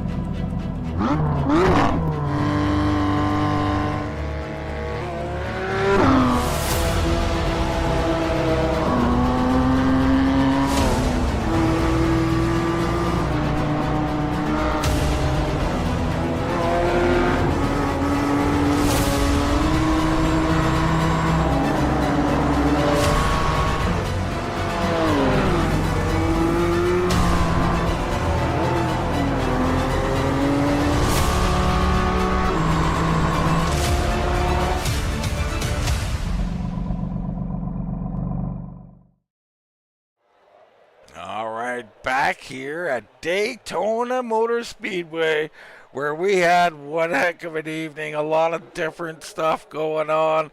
Kulikowski takes the victory. You see his photo here of his dog. I'm sure he's up there celebrating with that dog right now, I bet. Jared, I mean, what more can you say? It's Daytona, baby.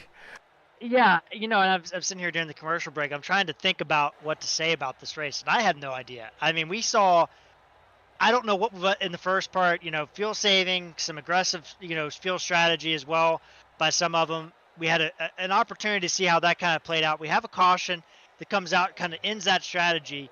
And from that point on, it was just hard racing. And boy, Adam Kulikowski made some moves. Edward Kane was there. I mean, what a race.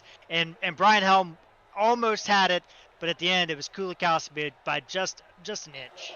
It was. Right now, let's turn our attention to third place finisher, race sponsor, the number 21, Edward Kane. Congrats on a great third place finish. I know you wanted more, Edward, but man, oh man, you did a great job. Congratulations. Well, I'll tell you what, the first 45, 50 laps of that was, just staying in line and doing single file. So I hope we made the last 30, 40 laps exciting because it was stressful as hell out here. Well, you did. I mean, we did a lot of whining up in the booth tonight, Edward, about those first 45 laps. We were fairly unhappy with that. But you absolutely made up for it. And what I want to touch on is the end there, the switching of the lanes. There was two cars that were really doing it in an effective manner. That was you, and it was Kulikowski. I mean, tell us a little bit about that art form, because not everybody gets it. And I think you've proven to anybody who had any doubts about you that, super speedways, man, you know what you're doing out there.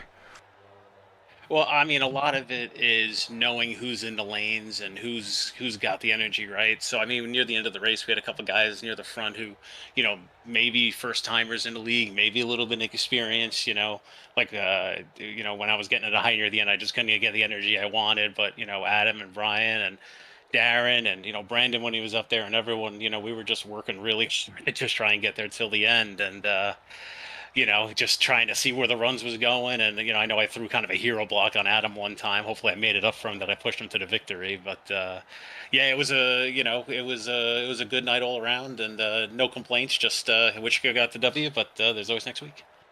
Well, there is always next week, and I want to go back, Edward. What was the thinking amongst the field during that first run? I mean, well, we got to touch on it. Well, I mean, 45 cars saving fuel, or 30 cars, sorry, roughly, saving fuel for 45 laps when the guys who pitted at lap 30-ish were going to beat you anyway, even with two stops, because they were running 2 seconds faster than you guys.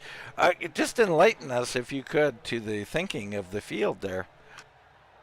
Well, I mean, I'll speak on the RGI guys because we were all talking about it. Our hope was that when they pitted on lap 30 and they came out, that we were hopeful we can catch someone on the back of the draft who had a different strategy than us, and that worked out. So that's why we kept it. So if we didn't, weren't able to latch on to a couple guys who had pitted, we were going to come in because we didn't want to get crucified. And me and Brandon, I know Jason, had his problems tonight, and Nick kind of missed pit road on his deal, so he was a little off our pace.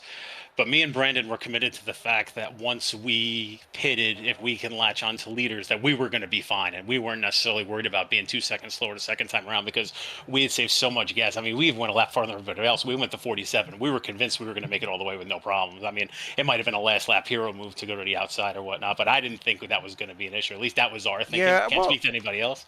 I think that's fair, Edward. That the guys who went to like lap 47 probably would have had a little bit of extra fuel to play with there. Some of the guys came in 44, 45, really ineffective. But let's get back to the racing because it was so good in the late portions there. Who were you thinking about and who were you trusting? We were talking a little bit there. I believe you were pushing Helm, or Helm was pushing you, I should say, and we were asking, how does he feel? Does he like having him here? Is he thinking about whether to switch lanes or do what? And from there, it kind of, a lot of shifting went on. But what was your thinking there in that part where we had about 5 or 10 laps where it was really just, I believe, Helm pushing you on the inside lane? Yeah, well, Brian's, pretty good pusher. We've raced each other. I haven't been in the league too long, but enough to know Brian that he, kind of knows what he's doing at super speedway, so I wasn't worried about that. And Adam, I don't know nearly as well, but I'd raced him around a bunch tonight, and he earned my trust awfully quickly, so I wasn't necessarily worried if he was going to be behind me, if I needed to go up and block his lane, thinking he was going to, hit me in the wrong spot or anything like that. Just like anything else, even when you're running open races, it's, you just kind of sit there for the first part of the race, just kind of see who's moving around, who kind of can do what you think you can do, and, who's jostling around. And once you get a comfort level for some of the guys, then it becomes a lot easier. And I really had no issues with anyone who I was racing with near the end of the night. Just I thought when I tried to make that hero move, on the white flag to go on the outside, I thought I'd just get more energy on the top, and it just didn't come. And then Adam got in front of me, and you saw what happened. Well, Edward, so impressive watching you tonight. Great racing. It was a little unfortunate to finish third instead of victory lane, but I think maybe your first top 3 here. So big success, big congratulations. We couldn't thank you enough for sponsoring tonight's race too, and we turn the mic over to you to maybe talk about that sponsorship and shout out any friends or family, anything you'd like. Well, before we do that, obviously the guys at RGR, they run such a great league, and Wind Tunnel, you guys do such a great job streaming. It's so much fun to get back at afterwards and watch everything. Last time I talked to you, I forgot about my sponsor. So yeah, tonight I had, Ed Kane CPA, it's tax season, and I do be on that as well. So if you need help, just don't be afraid to message me on Discord. Got to thank Nick and his sponsor Civil Tech, and Jason, who has Futaba. Brandon, of course, the Caden Hammond Foundation, and of course Derek, who couldn't be here tonight. He had a death in the family, so we're thinking about him and what he's going through. And I think he said he's going to be here Thursday night, so we should be full till Thursday night for another one. All right, Jared, third place finisher, the 21, Edward Kane. Yeah, and I'm down here sitting on pit wall with Brian Helm, who came up literally just a couple inches short here tonight. Brian, it looked like you made all the right moves there at the end, but at the end of the day, it came down to just mere inches.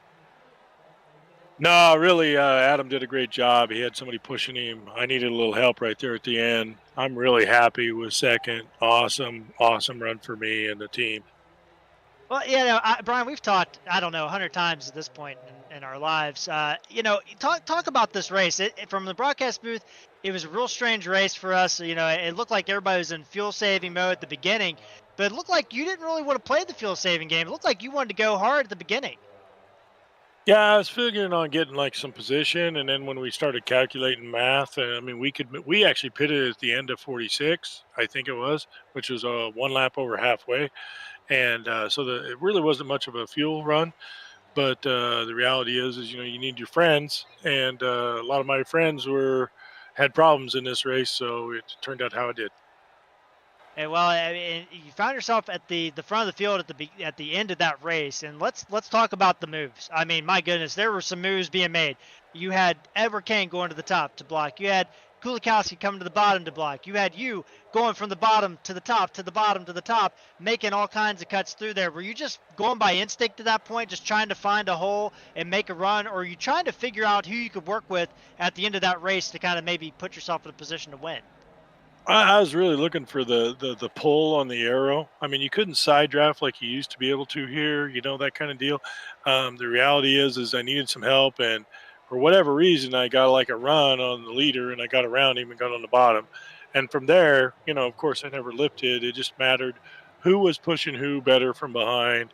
And Adam had a pretty good pusher, and I don't know who was behind me, but I think they slipped up a little bit, and it's 2/100ths of a second difference. So, I mean, it's really tight. Absolutely. Well, Brian, you put on a show tonight. Congratulations on a runner-up finish. I know you wanted to get the trophy, but second place still tastes good. I'm going to turn the mic over to you and let you have the last word on your race here tonight. Yeah, I'd like to thank Alive Church and East Coast Printing for, sponsoring this deal. It's a ton of fun. I'd like to thank all the people that put on the series. I mean, it's just an amazing series, lots of fun, and I'm really enjoying myself. So, and I want to congratulations to Adam. Awesome for him. Absolutely, Dean. That was Brian Helm, our runner-up finisher here tonight at Daytona. Yeah, he did a great job tonight.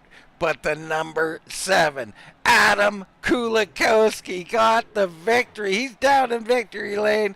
Congratulations, Adam. Thanks, Dean. Really appreciate it.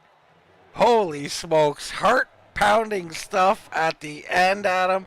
It looked like you and Edward in particular were the ones who were willing to make the moves, the lane switches, and do it with conviction and then, knowing what you're doing. You're making it work time and time again. Just tell us a little bit about trying to position yourself to, it's like chess. You need to be in the right spot, and that's not necessarily first with a lap to go. You want to leave yourself some room to make these moves, don't you? Yeah, for sure. I mean, I think, the slingshot was really working well those last 10 laps. I mean, what a heart pounding. My knuckles are completely white on that last 10 laps. Thank you so much for Edward with the great pushes. I mean, he really, he deserves half this victory to get me across that line, that hair above Brian. Brian, incredible talent at these tracks. I mean, I just, hats off to him for running a great race, and thanks to the sponsors that are doing this Live Church, everybody that makes this possible, man. So much fun. I mean, Adam, just talk a little bit about how much it means too. I mean, you've been racing in a lot of these races. This is your first victory here. I mean, it's got to be so sweet, and not just because you got a victory, but you earned a victory. Yeah, no doubt. I mean, these guys are. I look to them as being, just experts. I'm learning so much. I'm 2 years into running iracing, and most of the time I'm not up front. But at some of these tracks, they're kind of even everybody out a little bit, and you're just trying to learn and just make the right moves at the right time, and not wad anybody up. You don't want to wreck anybody's night. Now, how convinced were you? You're coming to the line, like you said, getting a big push from Edward. Brian's down on the bottom. He's getting a big push from Beller. You see the little wiggling, perhaps in both lanes, really. It was getting hairy there. Did you think you had him, or were you unsure? Yeah, it was definitely a little wiggly. I mean, white knuckle racing in the last 10 laps for sure. I mean, I actually thought I messed up, 2 or 3 laps before by, kind of falling back a little bit. But, again, Edward gave me an awesome, awesome push. Hats off to him. I mean, that, like I said, you don't win without him being right on my bumper and doing that push that you need. I didn't know. I actually thought I was going to lose it by a hair, and would have been heartbreaking. But yeah, I was just watching the replay, and I'm like, just a hair above Brian. What an awesome race! Well, Adam, I got to tell you, man, we loved it. We can't believe the moves that you and Edward were making because they look like professional style moves. They were excellently executed. You had the excellence of execution at the end. You grabbed the victory. Thrilling to see you get this one. Big congrats. And we'll give you the mic, brother. Any sponsors, any friends or family you want to shout out, you go right ahead. Yeah, and I appreciate it, Dean. I just want to thank Todd and all the admins that run this league. They do an amazing job, and just the standard that they hold everybody to. They show you exactly, what type of racing can be on iRacing, and that's the give and take, the professionalism. I mean, we generally run very few cautions in this league, and it's to the credit to all these guys. So just glad to be a part of it. Appreciate Todd and everybody. Again, hats off to Brian and Edward and everybody that competes in this league. It just makes it so much fun. It really is a community. It's awesome. All right, Jared, race winner, Adam Kulikowski in the 7 car. Yeah, Dean, what a special moment. You could tell, in his voice how excited he was to get the win. Like, you could just tell, like, he's like, wow, I did this. I won this race, and he made the moves to do it. I mean, this isn't like it just fell into his lap. I mean, this is a guy that had to go from the top, we talked about, top to the bottom, making moves, blocking runs, getting runs. Like, he had to work for it. I mean, this is a tough win, and he got it done against some stellar competition. And Dean, going into Atlanta, another plate race next Sunday night. Yeah. I mean, I think we know some of the guys to look out for here, and I mean that in a positive fashion. I mean, Kane and Kulikowski put their names up here. They really showed me something here tonight.